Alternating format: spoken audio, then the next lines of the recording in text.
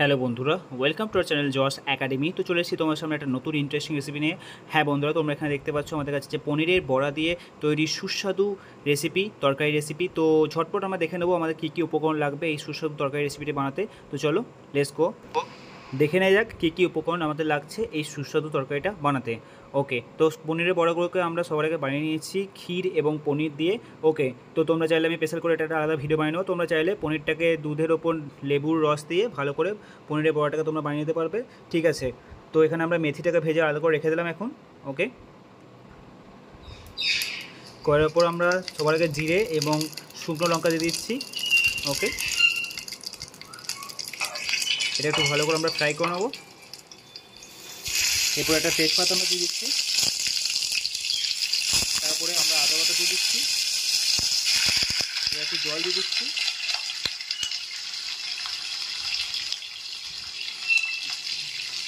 ভালো করে এটা একটু আমরা ফ্রাই করে নেবো। এরপরে আমরা জিরে গুঁড়ো দিয়ে দিচ্ছি, তারপরে অল্প একটু শুকনো লঙ্কার গুঁড়ি, পরিমাণ মতো হলুদ, এত ধনে গুঁড়ি।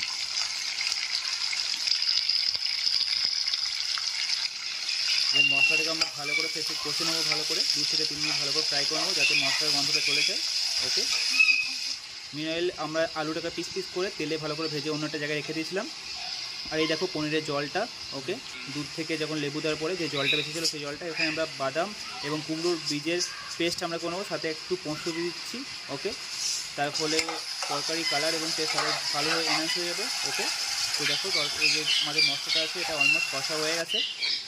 মিনওয়াইল আমরা কুমড়োর বীজ এবং পোস্ত এবং বাদামের যে ইয়েটা আছে, পেস্টটা আছে, সেটা আমরা শিলনোড়াতে বেটে নিচ্ছি। ওই বাটির ওপর আমরা ওই পেস্টটা তুলে রেখে দিলাম। ঠিক আছে, দেখো মশলাটা ভালো করে কষা হয়ে গেছে। এবার ওই মশলার উপরে এই পেস্টটা আমরা অ্যাড করে দিচ্ছি। আর একটু এটাকে আমরা নাড়াচাড়া করে নেবো।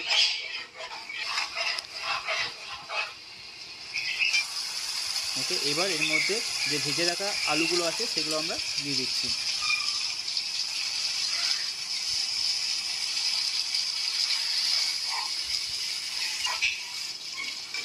এটাকে ভালো করে একটু ফ্রাই করে নিচ্ছি। এর মধ্যে আমরা ক্যাপসিকাম, কুচানো ক্যাপসিকাম দিয়ে দিচ্ছি, তারপরে পরিমাণ মতো নুন আমরা দিচ্ছি এখানে, তার সাথে আমরা 1 চামচ চিনিও অ্যাড করে দিচ্ছি। চিনির জন্য খুবই সুন্দর একটা কালারও আসবে, অ্যাট দ্য সেম টাইম টেস্টটাও এনহান্স হবে। ওকে, গ্যাসের ফ্লেমটাকে হাই রেখে আমরা ফ্রাই করে নিচ্ছি। এবার এর মধ্যে আমরা পরিমাণ মতো জল দিয়ে দেবো। এবার এটাকে আমরা 4 মিনিটের জন্য ঢাকা দিয়ে রাখবো হাই ফ্লেমে। তো 4 মিনিট হয়ে গেছে বন্ধুরা, দেখো এটা ফুটতে শুরু করে গেছে। অ্যাট দ্য সেম টাইম খুবই সুস্বাদু একটা সুগন্ধ ছাড়ছে। ওকে, এবার আমরা এক এক করে আমাদের পনির এবং ক্ষীরের যে বড়াটা আছে, পনিরের বড়াটা সেটা আমরা এক এক করে দিয়ে দিচ্ছি এর উপরে। ঠিক আছে, ডান। ওকে, এবার এটাকে আমরা ভালো করে একটু নাড়াচাড়া করে নেবো, খানিকক্ষণ ফুটিয়ে নেবো, তাহলেই তৈরি হয়ে যাবে আমাদের সুস্বাদু পনিরের তরকারি। এবার আমরা ঢাকা দিয়ে রাখবো অ্যারাউন্ড 3 মিনিটের জন্য আমরা অপেক্ষা করবো গ্যাসের ফ্লেমটাকে হাই রেখে। তো 3 মিনিট হয়ে গেছে বন্ধুরা। ওকে, খুবই সুস্বাদু একটা গন্ধ আসছে।